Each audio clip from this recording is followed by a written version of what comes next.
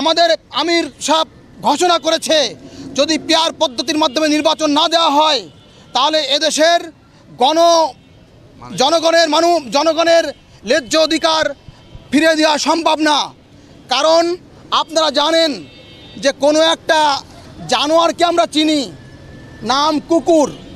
এই কুকুর তার চিন্তা চেতনা এরকম, আমি একা খাবো, অন্য কাউকে ভাগ দিব না, আমি একা খাবো, কাউকে ভাগ বসাইতে দেব না।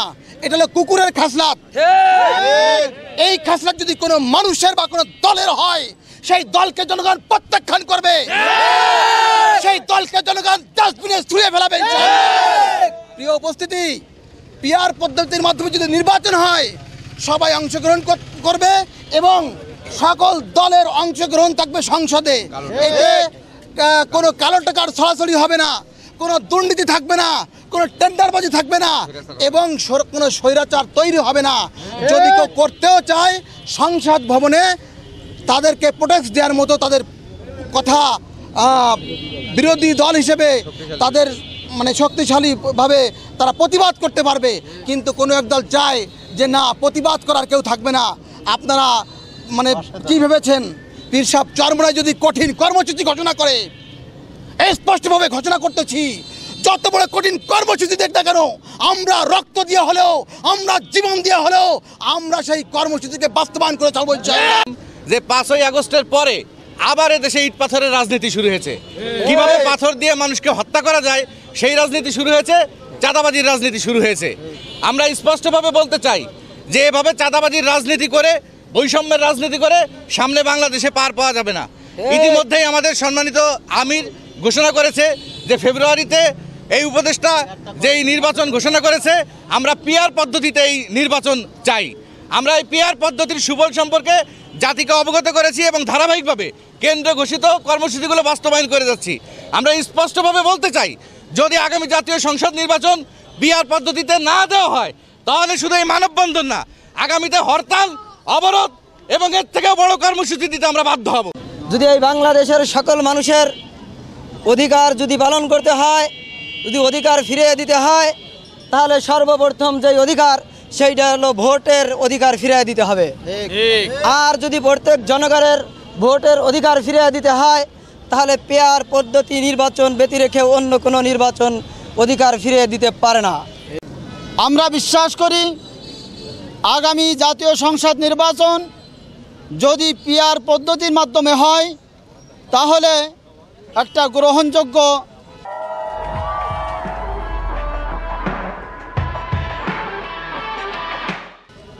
নির্বাচন হবে এবং জাতি আশা করে আগামী জাতীয় সংসদ নির্বাচন পিআর পদ্ধতির মাধ্যমেই হোক।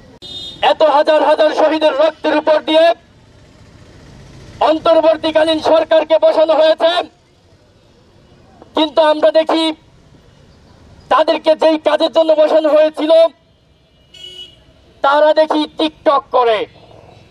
তাদেরকে বাংলাদেশের জনগণ টিকটক দেখার জন্য বসায় নাই, তাদেরকে বসাইছে সংস্কার করে দ্রুত একটি গ্রহণযোগ্য নির্বাচন দেওয়ার জন্য। যদি বাংলাদেশ 5ই আগস্টের পরের বাংলাদেশ যদি পূর্বের বাংলাদেশের ন্যায় যদি না চলবে, 5ই আগস্টের পরে বাংলাদেশে কোনো সেক্টরে বৈষম্য থাকতে পারবে না, এটা আমাদের সকলের অঙ্গীকার। সেহেতু এই 5ই আগস্টের পরে আমাদের বাংলাদেশের নির্বাচন পূর্বে যেভাবে নির্বাচন হয়েছে এখন আর সেইভাবে নির্বাচন হবে না। সেহেতু সবকিছু পরিবর্তন হয়েছে।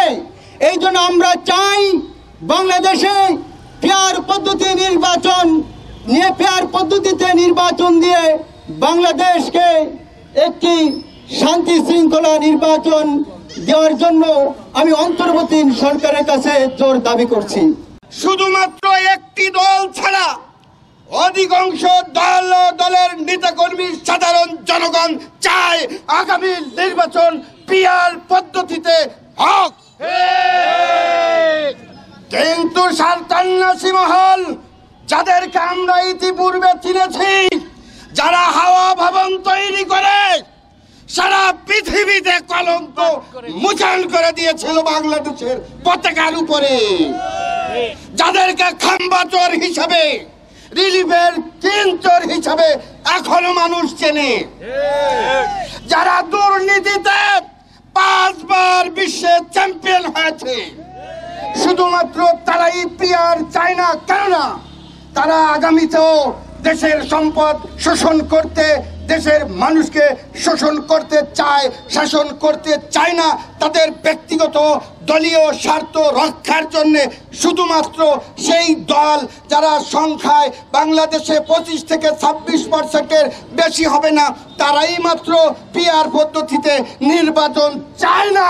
ইসলামী আন্দোলনের আমির যখন জিহাদের ডাক দেবে এবং সামনে লড়াইয়ের জন্য সবাই প্রস্তুতি হন, কারণ সামনে লড়াই ছাড়া আমাদের হক আদায় করে নেওয়া সম্ভব নয়।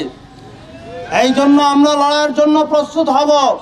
যখন আমাদের আমির ডাক দেবে, যার যা কিছু আছে তাই নিয়ে আমরা মাঠে ঝাঁপিয়ে পড়বো ইনশাআল্লাহ।